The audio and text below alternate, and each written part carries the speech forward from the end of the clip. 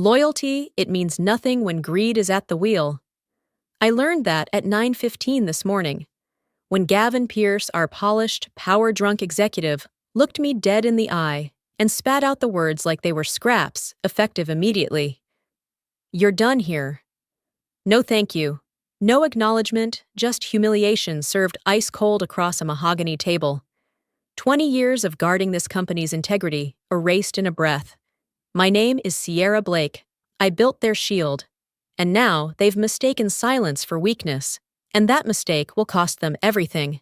I stared at him across the polished conference table, my mind blank for half a breath. After 2 decades of building this company's backbone, my career collapsed in 3 seconds. "You'll find the terms inside," he said, sliding a cream envelope toward me as if returning a borrowed pen. Not ending a 20-year commitment. Shock froze me where I sat. No warning, no conversation, just erasure. Then came the insult that burned deeper than the dismissal. Gavin rotated his laptop toward me. On the screen glowed a termination letter, stamped redundant role, signed and dated last night. So this wasn't sudden. While I stayed late auditing compliance reports, Gavin was scripting my exit. My hand brushed the worn leather tote resting near my heels. Inside was a silver pen. Its engraving dulled by time Sierra Blake. A gift from my father on the day I signed my first contract with Anderon. "Your name will stand for integrity," he'd said, for 20 years. I believed that. Now, staring at a pre-signed dismissal, those words tasted bitter. "I expected more grace from you," I said softly. My voice steady, though my lungs burned. Rage, real rage, doesn't explode. It coils tight. Waiting. Gavin didn't flinch. His smile was polite. Corporate, cold, security will assist you out. He turned the laptop back toward himself. But not before an email notification popped up at the corner of the screen. Just one line. Yet it shifted everything. Final merger schedule. 5:59 p.m. The puzzle locked in place. They didn't fire me because my role was redundant. They fired me because I held the keys, because if I spoke, the $2.3 billion merger Gavin staked his future on would crumble under the weight of his fraud. I closed the envelope without opening it, stood, and slipped the silver pen back into my tote. My face stayed calm. Inside, something colder than fury crystallized. 9:15 a.m. They erased my name. By sunset, I'd carve it into the deal Gavin thought would make him untouchable. The door clicked shut behind me, soft, almost polite, but final, like a sentence being passed. The hallway stretched ahead, a gleaming tunnel of glass and marble that suddenly felt hostile. My heels struck the polished floor in sharp, deliberate beats, the sound too loud in the silence that followed me like a shadow. Then came the whispers. They had to cut her. Compliance would have blown up the deal. The words slithered through the air, low but poisonous, slicing deeper than the termination letter Gavin had slid across that mahogany table minutes ago. Not because they were wrong, but because they were right. If I had stayed, if I had spoken, the $2.3 billion merger Gavin was worshipping would have gone up in flames. And he knew it. That's why this wasn't just termination, it was theater. A slow walk past the glass walls, past curious eyes, to let humiliation do its work. I didn't break stride. My spine stayed straight, my jaw locked. Even as heat crawled up the back of my neck, their stares pressed through the glass, some curious, some pitying, some relieved. Thank God it's not me. I'd seen that look before, on other faces, in other hallways. Today, it was mine. They pinned it on. At the far end loomed the photo wall legacy leaders, smiling in frames under perfect lighting. And there I was, frozen in a navy blazer, eyes bright, posture proud. 20 years ago, I believed in andiron like scripture. I believed loyalty mattered. I believed merit had weight. I thought about the day I earned that spot on the wall, the lawsuit that nearly destroyed us, $140 million in damages, Regulators circling like vultures. Headlines ready to feast. Everyone panicked. Everyone except me. I worked 48 hours without sleep, rewriting contracts when the system crashed, finding the one clause no one else saw, and I won. Turned a death sentence into a closed case. That win didn't just save Andiron, it saved every paycheck in this building. Gavin was a junior director then, all charm and tailored suits, shaking my hand like I was some kind of miracle worker. "You're the backbone of Andiron," he'd said. "Funny. You build the wall they lean on, only to be shoved off it when they want a better view." That's Gavin Pierce in one sentence power before principle. He was born in rooms I had to claw my way into. Privilege paved his path. I paved mine with grit and scar tissue. For Gavin, this merger is a crown. For me, it's a coffin where ethics go to die.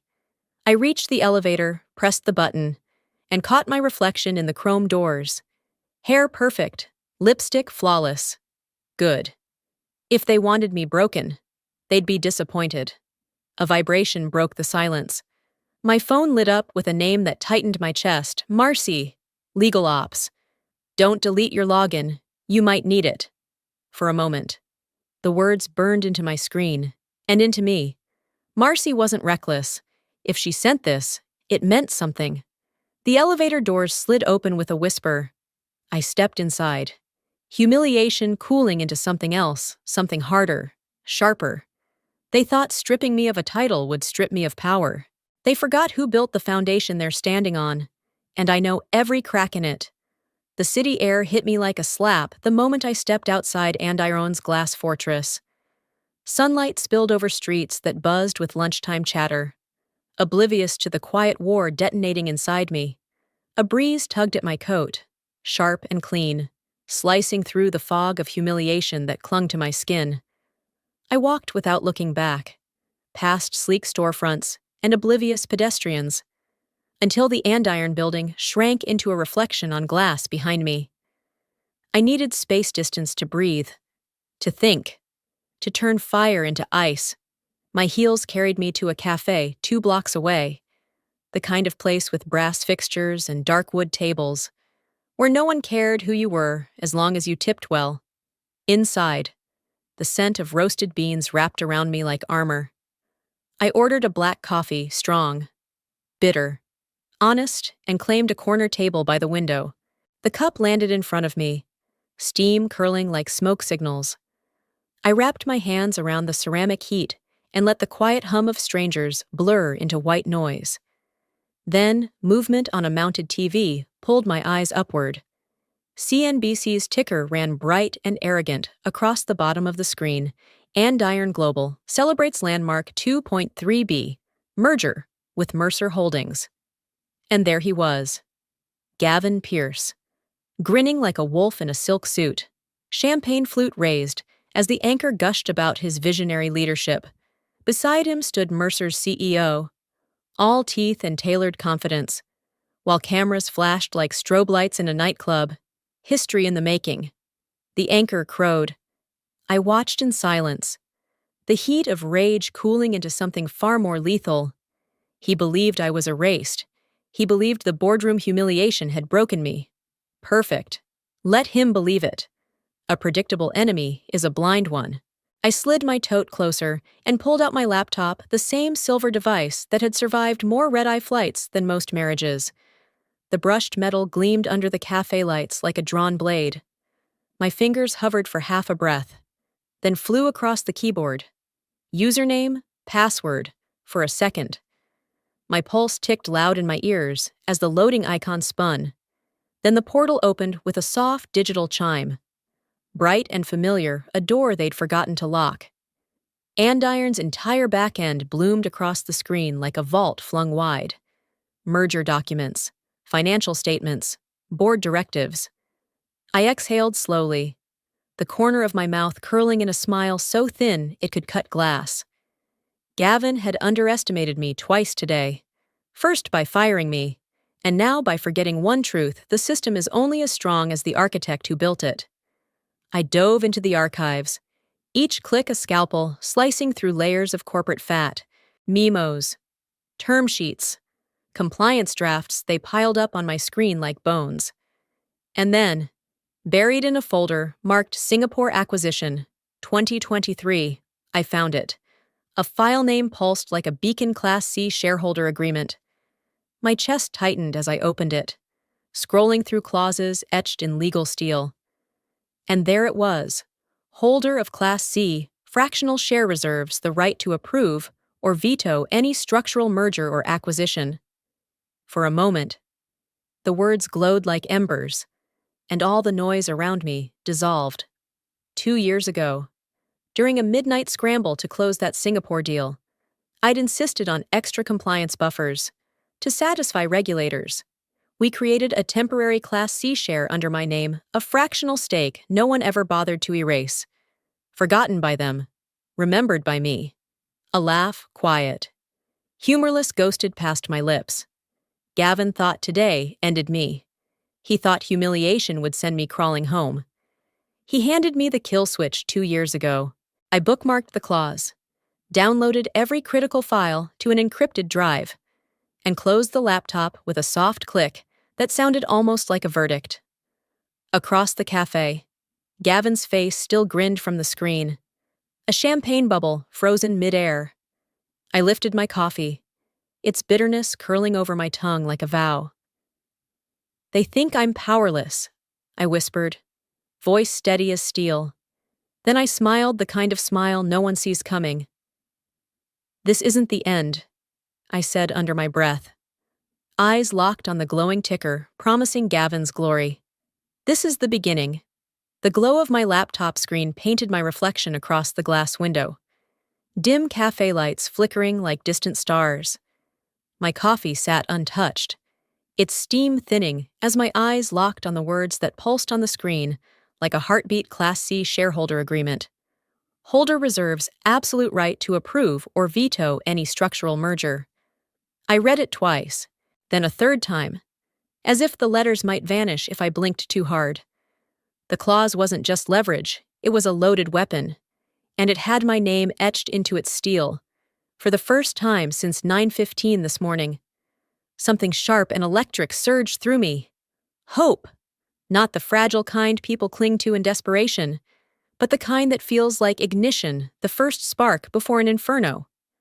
I scrolled deeper, my fingers steady now, dissecting every line with surgical precision. Holder retains authority to execute approval or veto through digital portal, using original credentials. No mention of revocation, no transfer of rights. Nothing Gavin or his army of lawyers had done in the past 2 years had touched this.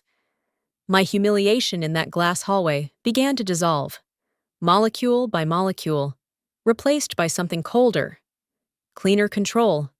I leaned back in my chair, exhaling slowly, watching condensation bead on my coffee cup.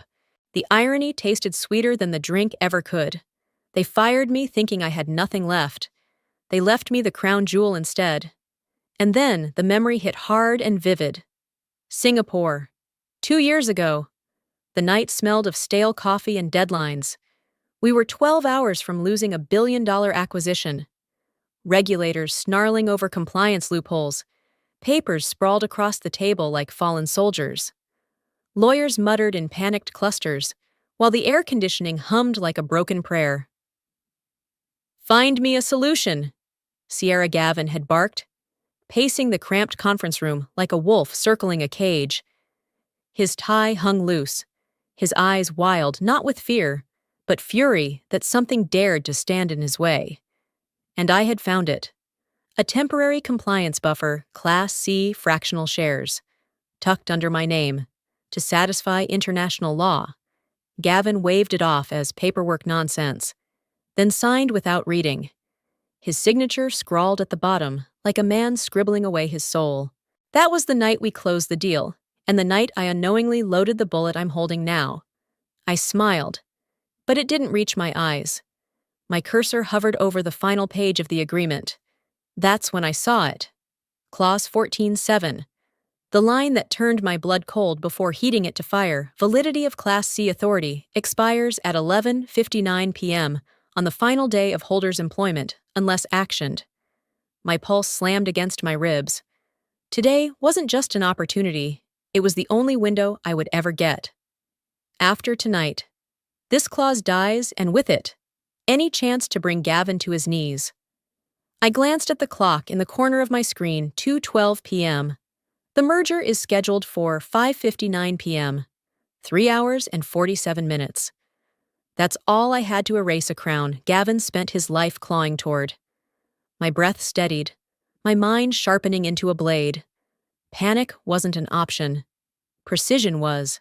I bookmarked the file, downloaded everything critical to an encrypted drive, and opened a fresh page on my notepad. My hand didn't shake as I wrote the first word, execute, outside the window. The world went on, people sipping lattes, scrolling phones, laughing like nothing in their lives was on fire. Inside, I sat cloaked in calm, a storm swirling silently behind my eyes. They thought I'd leave broken.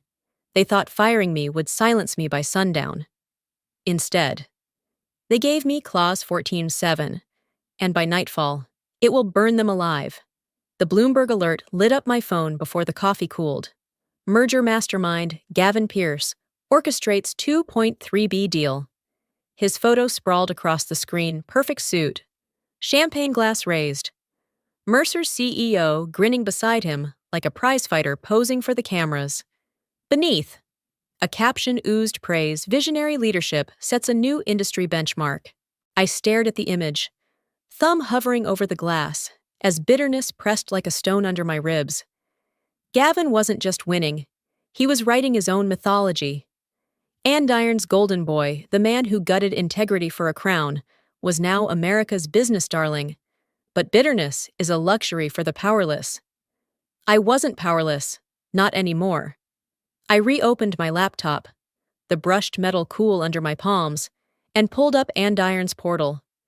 My cursor darted like a blade across the screen, hunting down files with surgical precision. Every click, every download was another round of ammunition for the war Gavin didn't know he'd started. Due diligence packets, structuring blueprints, internal memos stamped confidential. I dragged them into encrypted folders, labeling them like sealed envelopes of secrets risk matrix, liability chains, voting authority logs. The portal clock ticked in the corner, its numbers glowing like a warning flare, 2:57 p.m. Any moment. It could wipe me out. I worked faster, heartbeat syncing to the rhythm of keystrokes, while I moved in silence. Gavin's world roared in headlines and hashtags. My newsfeed bloomed with photos of him in a private dining room, white linens, crystal glasses, a skyline view glittering like spilled diamonds. A line of text scrolled beneath a live stream, celebration lunch, Gavin Pierce toasts, 2.3B milestone. Forks clinked. Laughter froze mid-frame. Gavin leaned back in his chair, smugness carved into his jaw, as if the entire city existed to applaud him. Analysts quoted his decisive foresight. Influencers reposted his grinning face with captions like, "Sir Boss Goals." I swallowed the acid rising in my throat and forced my gaze back to the screen. Let him soak in adoration. Let him believe he's untouchable. Because when men like Gavin feel safest, that's when they fall the hardest. My phone buzzed against the wooden table, sharp as a gunshot. A message slid into view from Marcus Lyle. Old friend, corporate lawyer, the kind who speaks in red flags. Careful, Sierra. If you intervene wrong, they can sue for market manipulation, criminal charges possible. My stomach dipped, then steadied. I knew there'd be risk. I just hadn't calculated orange jumpsuits into the equation. For half a breath, the cafe noise returned, cups clinking, a doorbell chiming, rain whispering against the glass. Then the thought crystallized, clear as ice. So don't act wrong. Act perfect. I turned the phone face down, its vibration fading like distant thunder, and exhaled slow through my teeth. Fear wouldn't choke me. Fear would focus me. Every move from here wasn't a guess, it was a scalpel. On the laptop screen, the final file waited, pulsing like a heartbeat executive voting authority. The key to everything. The digital vault that would let me wield Clause 14.7, like the guillotine it was. My finger hovered over the download icon. And in the glow of that screen, my reflection stared back, not the humiliated woman Gavin paraded down a hallway, but the strategist sharpening her blade in plain sight. Across the cafe. CNBC looped Gavin's laugh as another headline rolled by. Countdown to merger completion. Perfect. Let them count down. Let the world cheer. I clicked download and whispered to the empty air, "You humiliated me at 9:15. Gavin, at 5:59. I'll turn your victory into your obituary." Marcus's warning echoed in my head like a siren if you intervene wrong. They can sue for market manipulation. Criminal charges possible. The words gnawed at the edges of my calm as I stared at the screen's cold glow. Market manipulation. Criminal charges. Not fines. Not civil penalties. Orange jumpsuits and shackled wrists. For the first time today, fear squeezed my lungs. My hand tightened around the coffee cup, ceramic cool against my fingers, anchoring me as panic tried to claw in. Outside the window, life went on, cars sliding through wet streets, strangers laughing under umbrellas as if the clock wasn't ticking on my freedom. I forced a slow breath, eyes drilling into the laptop like it could swallow my doubts whole. Fear doesn't get to drive. Not today. Not when the stakes are this high. No mistakes. Not one. The portal was still open, humming like a vault in plain sight. Every file I had pulled so far, risk matrices, audit trails, voting logs sat encrypted on my drive like bullets in a loaded magazine. But Marcus was right if I moved too soon. Or in the wrong way. Gavin would have me crucified in court before sunset, which meant I needed more than leverage. I needed certainty. Proof so sharp it could cut through every legal argument he could hurl. I started digging. Fingers flew. Muscle memory guiding me through the architecture I'd built myself years ago. Compliance drafts, contract annexes, payment streams, they blurred across the screen as I chased patterns like a bloodhound. Numbers. Dates. Vendor IDs. My world narrowed to rows and columns, logic weaving into instinct. Then I saw it, a folder buried 3 layers deep. Tagged internal, exec notes. My pulse spiked as I clicked. Inside. Email threads scrolled into view. Most were noise schedule confirmations, press talking points. And then one subject line stopped me, cold timeline confirmation. Gavin Pierce. My chest tightened. I opened it. Lines of text marched across the screen. Precise and damning. Phase 1, validate asset transfer by EOD. Phase 2, confirm vendor alignment for strategic pathways. Phase 3, initiate final cleanse. Shell vendors, disguised as partners.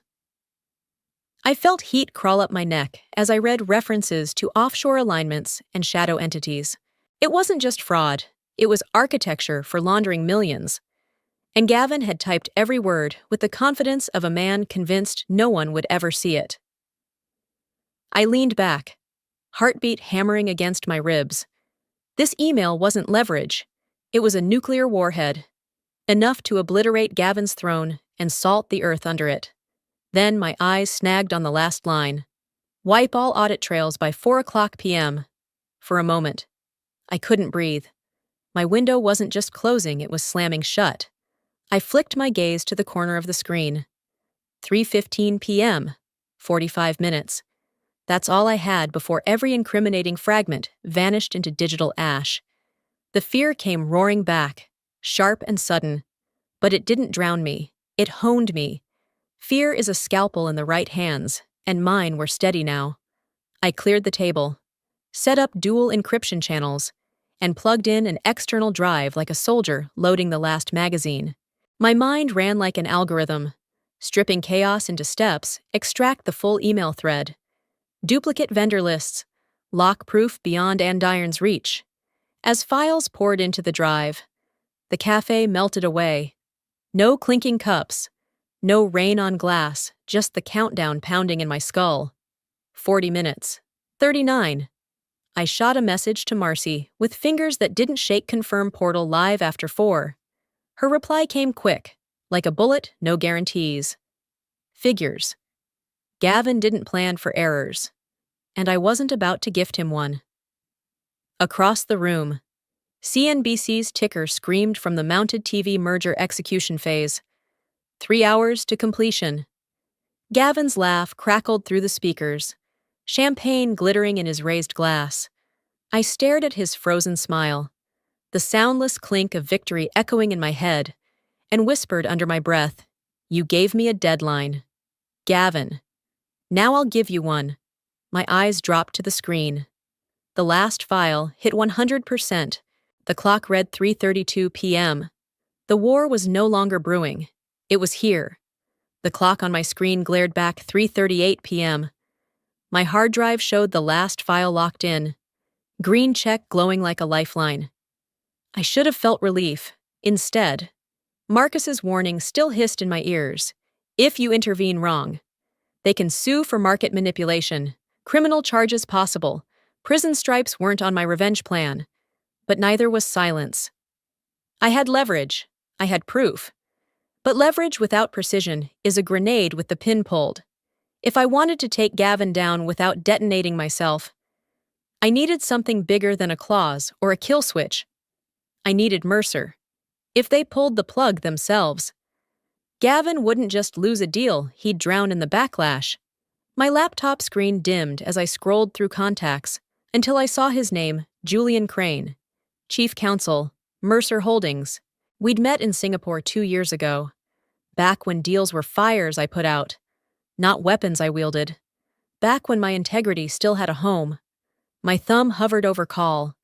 The cafe around me dissolved into static clinking cups, murmured conversations, rain whispering against glass. None of it touched me. When the line connected, my pulse stumbled, then locked into a steady drum. Julian Crane. His voice was clipped, cautious. "It's Sierra Blake." I kept my tone level, like this was any other compliance call. "You need to listen, and you need to listen now." A pause. Then, cool politeness, "I assume this isn't a courtesy check-in." I didn't waste time. "Pull up your draft agreement. Go to shareholder terms. Check clause 14.7. Silence. A rustle of paper. 14.7. His voice tightened. Suspicion creeping in. "That's a veto clause." "Correct," I said. "And it's mine." Another beat of silence. He thought I was bluffing. Desperation. Bitterness, he probably smelled both over the line. "Fine, let him underestimate me." That was Gavin's first mistake. "Julian," I continued, my voice dropping to steel. "You think this merger is clean? Search your payment trail for shell transfers tied to offshore entities, names ending in strategic pathways, and consult Nexus.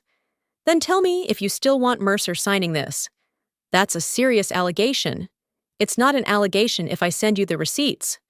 Before he could argue, I dragged Gavin's email and the vendor list into an encrypted share link. My fingers trembled not from fear, but voltage, because once I hit send, there was no pulling this arrow back. Click. Gone. The clock read 3:46 p.m., 13 minutes before Gavin erased every trace of his crime. On the other end, silence, just breathing, faint and uneven, like a man sifting through live grenades. My nails bit into my palm as the seconds crawled. Then came the words that cracked the air like glass under a hammer. "If this is true," a pause thick enough to strangle me, "the deal dies today." Relief surged like oxygen after a blackout, tangled with adrenaline so sharp it left me dizzy. The merger the crown jewel Gavin built his empire on was about to rot in his hands. Julian's voice cut back in, hard and fast. "Stay reachable. I'm looping in our board." This conversation never happened. Understood.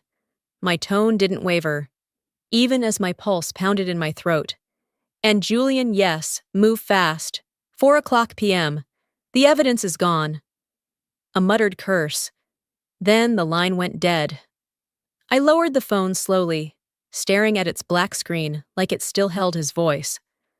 Around me, the cafe hum returned, baristas calling orders, silver spoons chiming, but the world had tilted.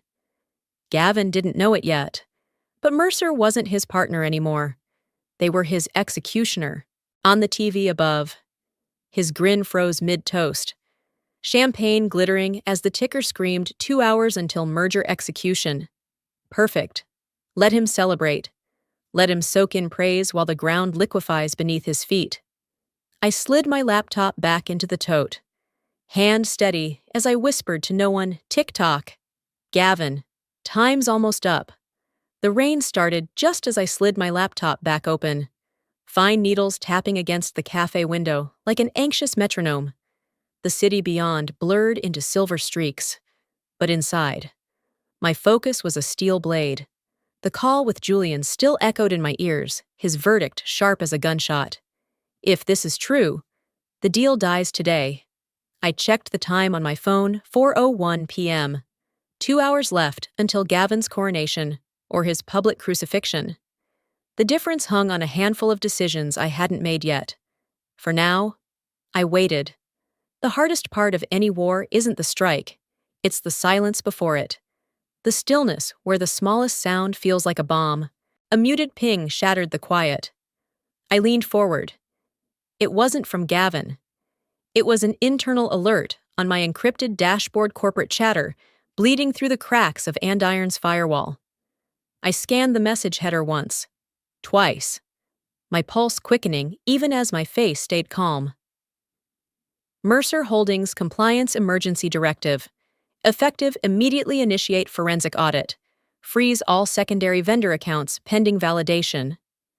The words glowed against the screen like a flare in midnight fog. They weren't just suspicious, they'd pulled the emergency brake. Mercer wasn't nibbling at doubt anymore. They were tearing into the carcass with knives. My breath left slow, even. Outside, a horn blared and rainwater streamed down the glass in rivulets. But all I saw was Gavin's empire cracking along the fault lines I'd marked.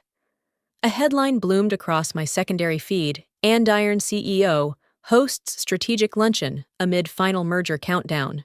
The photo almost made me laugh, Gavin mid-toast, grin carved into marble, oblivious to the tectonic plates shifting beneath him. I pictured the moment it hit him, the whisper sliding into his perfect lunch like a blade between ribs. And then, like a director calling the next scene, it unfolded in real time. New thread. Priority tag. I opened it. Urgent Mercer requested full transaction sweep, flagging potential breach risk. The replies stacked fast: legal, IT, investor relations, panic hatching like wildfire inside their sterile chain. Someone typed escalate to Gavin now. I almost wished I could see it, the private room in that Michelin star palace. Laughter clinking off glass. Then a junior exec darting in, breathless with bad news. And Gavin, oh, Gavin, his smile freezing midair, fingers tightening on crystal. He'd mask it. Of course, he'd charm, deflect, maybe even joke. But behind those eyes, I knew the color of panic. I'd seen it in Singapore when a billion-dollar deal nearly bled out. Only this time, I'm the one holding the knife. I checked the clock again. 4:03 p.m. Audit trails Gavin swore he'd erase were already under Mercer's lock. The irony tasted sweet enough to burn. Another ping, this one softer, intimate, like a whisper sliding under the door. My phone lit up, and for the first time in hours, my breath hitched. Gavin Pierce, meet me in 20 mins. We can make this go away. I stared at the message, thumb resting on the glass, pulse drumming low and deliberate. There it was, the crack in his voice spelled out in text. The phrasing still reeked of arrogance, but desperation bled through, thin and sharp. He wasn't summoning me to gloat. He was reaching like a drowning man, clawing for the same hand he tried to sever this morning. I let the moment linger.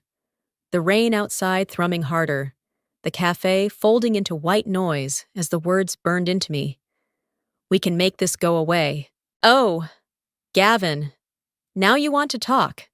A slow smile curved my lips, not the brittle one I wore in that boardroom, but something darker, carved from every hour of humiliation and every breath of restraint.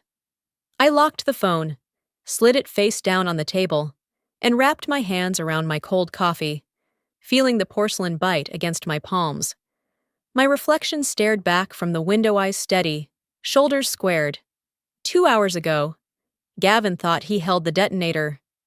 Now, he doesn't even know the bomb is already ticking.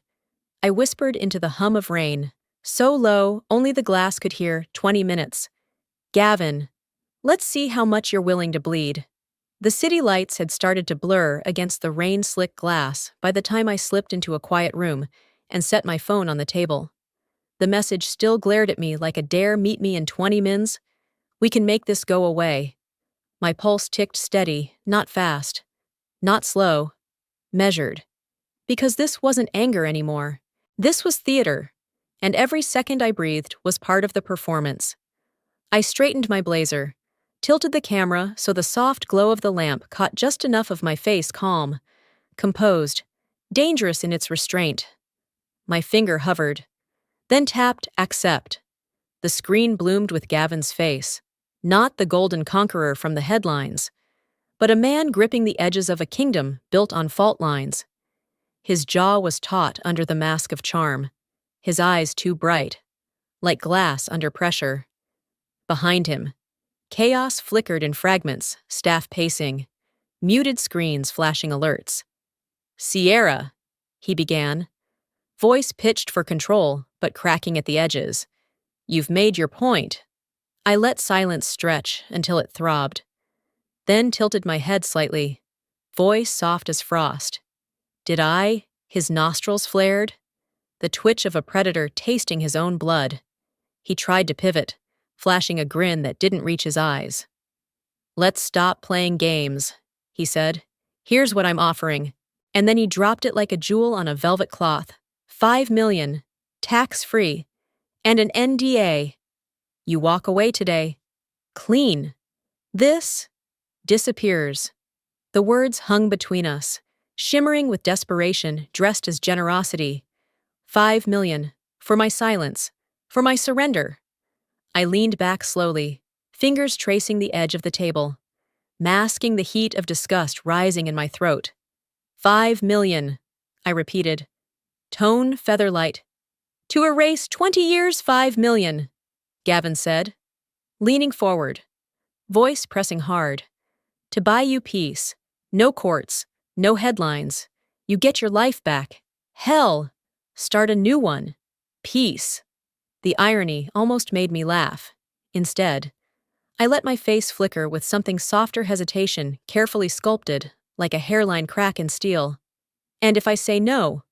My voice curled like smoke. His eyes sharpened, jaw flexing. Then you burn with me, he said flatly.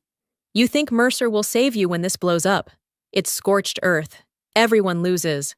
Ah. There it was, the real Gavin bleeding through the silk.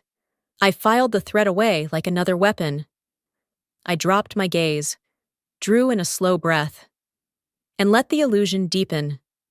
A frown. Just enough tension in my shoulders to make him believe he was pulling me back from the edge. Give me time to think, I murmured. Relief ghosted across his face, brief, brittle. He thought he'd planted the hook. He thought hesitation was surrender.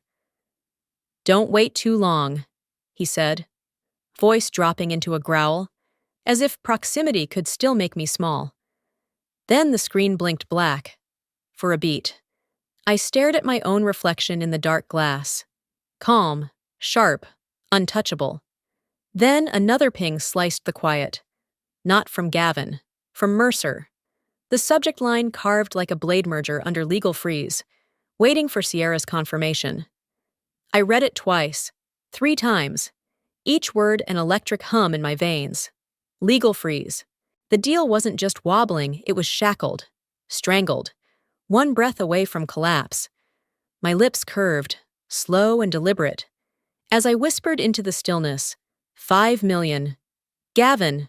I reached for my laptop, hands steady as a surgeon's. You should have offered the world. The headline hit like a drumbeat across every screen in the cafe. Breaking Andiron and Mercer merger confirmed.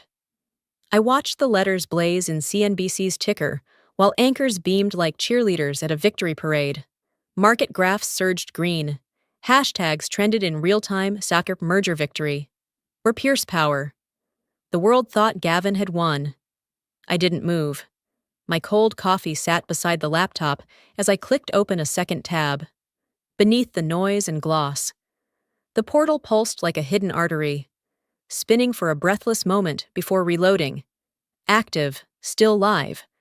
A single line glowed at the bottom of the dashboard, like a Dare Class C authority, active.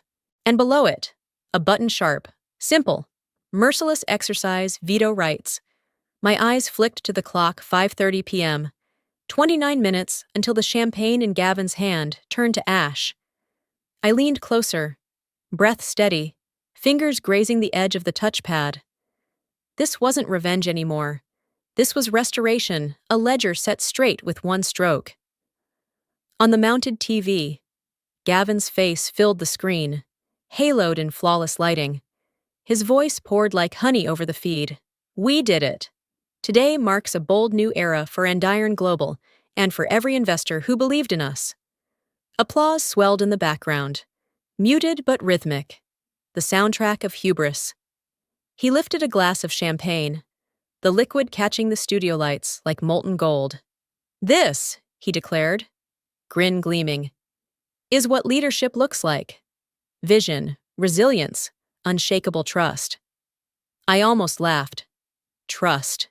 From a man whose inbox was lined with lies, whose empire was stitched together with fraud and fear. The ticker crawled across the bottom of the broadcast like a countdown clock, official execution 5:59 p.m. 5:27 p.m. now. My cursor hovered above the button that could turn his coronation into a public guillotine. And yet I waited. Not out of mercy, out of precision. Let him climb higher. Let him feel the thin air at the summit before the rope snaps. Notifications bloomed across my screen like silent fireworks, analyst tweets. Investor cheers. The market roaring Gavin's name. None of them knew the truth pulsing under my fingertips. None of them knew the queen they tried to exile was still seated on the board and holding the blade. 5:40 p.m. The anchor's voice sharpened with excitement. Andiron's shares hit record highs as the merger moves into final confirmation. Investors are calling this the deal of the decade. Final confirmation, if only they knew. The camera cut to Gavin again, flanked by Mercer execs who smiled like coiled vipers because behind their polished teeth, they'd already triggered a legal freeze. Gavin didn't know the noose was tightening with every toast. He thought he owned the ending. He didn't even own the clock. 5:42 p.m. My hand stilled over the touchpad, breath deepening as I whispered to the empty room, almost time. Gavin. 5:44 p.m. The cursor glowed against the button like a crosshair. I pressed down. The click was soft, but in my chest, it detonated like thunder. The screen flared white, then black, before returning with two words that shifted the axis of the day. Action confirmed. Beneath it, a line pulsed in clinical calm. Veto executed. Transaction voided under clause 14.7. My pulse didn't race. It slowed, deep and deliberate, like a pendulum finding its rhythm after chaos. On the TV, Gavin raised his glass higher, oblivious as the rope burned through its final thread. We did it, he said, voice thick with triumph. I lifted my cold coffee and a mock toast, a smile cutting across my face like a blade. You were right, I murmured, the words tasting like victory on ice. We did. Just not the way you think. The studio lights made Gavin look untouchable, at least to everyone watching at home. His smile was polished, his voice smooth as he leaned into the microphone. Andiron and Mercer together mark the beginning of a new era. he declared, every syllable dripping with victory, vision, resilience, and trust. This is what leadership looks like. Applause thundered from the press gallery. Reporters scribbled. CNBC anchors beamed. The stock ticker at the bottom of the broadcast pulsed green, celebrating a triumph the world thought was sealed. But I knew better. Because while Gavin basked in glory, the blade was already falling. I closed my laptop gently, like a surgeon sheathing a scalpel, and reached for my phone just as it buzzed on cue. Not one buzz, two, then three, persistent, urgent, miles away. Gavin's phone was vibrating too against the sleek wood of the podium he gripped like a lifeline. He ignored it the first time, forced a grin the second, but by the third, his smile faltered. A producer slid a folded paper toward him with wide eyes. 4 words scrawled in black ink. Check your phone, now. He did, and in that breath.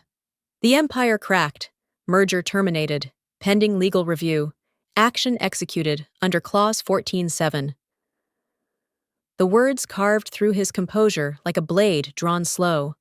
His hand locked around the phone, knuckles white, as his throat constricted under the heat of studio lights. He blinked hard, forced his mouth into the shape of confidence. But his voice faltered mid-answer when a reporter lobbed a softball question about future milestones. The hum of applause blurred into static in his ears. Behind the cameras, his team scrambled. Faces blanched as whispers sparked like flint against dry leaves. Gavin muted his mic with a flick, turned away from the podium, and strode down a side corridor, each step cracking against the polished floor like a warning shot. His pulse thundered louder than the chaos in his wake. His fingers stabbed at my name. The line barely rang once before I slid my thumb across the screen. I let the silence stretch, savoring it like the first breath after a storm. Then his voice ripped through, hoarse, jagged, stripped of every ounce of silk. You destroyed me! My lips curled not in glee, but in something colder, sharper. The truth. No, Gavin, I said, voice steady as steel. You destroyed yourself the moment you thought I wouldn't fight. The line went dead silent, except for his breathing harsh, uneven, a man staring down the rubble of his own making. You have no idea, he rasped finally, desperation bleeding through. What you've done. Oh, I do, I replied, letting the calm slice deeper than any scream. I corrected a mistake on my muted TV. His image flickered back into frame microphone, still clipped to his lapel, as producers swarmed like medics on a battlefield. Behind him, the ticker had turned from green to red, bleeding out in real time, Breaking and Diane Mercer merger frozen amid legal dispute. Reporters smelled blood. Cameras pivoted. Flashbulbs detonated. Voices rose in a feeding frenzy. Gavin, is the deal collapsing? Are you under investigation? Did Mercer pull out? He tried to speak, lips parting around words that wouldn't come, as the questions crashed like waves, stripping his crown with every click of a shutter. I pictured it all, the hollow grin, the sweat-carving paths under perfect studio powder, the golden boy unraveling while the world watched, and I let the silence on the line stretch until I heard what I'd waited for all day, the break in his breath. That sound was victory. I ended the call without a word, slipped my phone into my bag, and leaned back in my chair, eyes drifting to the muted screen one last time. Gavin's face stared back, haunted now, jaw slack, veneer shattered as the crawl at the bottom sealed his fate. Clause 14.7, executed, merger void. I lifted the last sip of cold coffee to my lips, the taste bitter and sweet all at once, and whispered into the hush, 5:45 p.m. And you thought I'd walk away. Evening draped itself across the city like silk, the storm having washed everything clean. Raindrops clung to the glass towers, refracting a sky streaked in orange and violet as the sun bled toward the horizon. I stood at the window, fingers grazing the cool pane, watching headlights scatter like fireflies far below. For the first time in hours, maybe in years, I let silence wrap around me without the weight of dread. The war was over, and for the first time, the ending belonged to me. A soft chime pulled my gaze back to the laptop. Subject: Strategic Invitation. Sender: Mercer Holdings Board. I opened it, breath steady, eyes scanning each line as if tasting every syllable. Sierra, your expertise and integrity have proven invaluable. We'd like to appoint you Chief Compliance Advisor for the Global Governance Alliance, an international task force redefining corporate ethics. I read it twice, then a third time, a smile blooming slow and deliberate. From exile to architect, from scapegoat to the person shaping the rules. Poetic, I murmured. My cursor hovered over reply. But I didn't click. Not yet. Some victories deserve to linger. Another ping shattered the hush. News alerts cascaded across the screen like a second sunset. SEC launches investigation into Andiron Global. Shares plummet 40% in first hour aftermarket. CEO Gavin Pierce under fire amid fraud allegations. The glow of the headlines painted my face in hues of orange and red, reflections flickering like embers. On the muted TV, Gavin's image staggered through the chaos. Tie loose, eyes darting, flanked by security as reporters roared questions that sliced like knives. Gavin, is the deal dead? Did Mercer pull out because of legal exposure? Are you facing indictment? He didn't answer, couldn't. The golden boy had turned to rust in the span of an hour, and somewhere between pity and vindication, I felt only this balance restored. Then came the final message, the ghost crawling from the ruins. Subject: You underestimated me. Sender: Gavin Pierce. The body was short, venom pressed into every keystroke. Enjoy your moment, Sierra. The game's not over, it never ends. For a breath, I let the words sit, brittle as old glass. My pulse didn't spike. My lips parted not in laughter, but something quieter, sadder, almost, even now. He clung to the illusion of control. I typed nothing back. Silence was the blade he'd never see coming. Turning back to the window, I traced the outline of the horizon with my eyes. The last flare of sunset bled into night, but the lights of the city sparked alive. Constellations under my command. My cursor blinked on Mercer's email like a heartbeat. Patient and sure, I clicked accept. A soft chime sealed the soundless coronation. On the screen, confirmation glowed like a crown forged in fire. Welcome aboard. I lifted the last sip of cold coffee to my lips, smiling at the woman reflected in the glass sharp, unbroken, alive, and to the fading echo of Gavin's arrogance. I whispered, No, Gavin, you underestimated the wrong woman. Sometimes the fight you never wanted becomes the one that sets you free. Sometimes losing everything is how you learn what can never be taken: your voice, your worth, your will to rise again. If this story struck a chord, let's talk. Drop your thoughts in the comments. What would you have done in Sierra's place? Tap like if you felt the justice burn through. Share this with someone who needs a reminder of their own power. And don't forget to subscribe for more stories that prove one thing: the end of one chapter can be the beginning of your victory.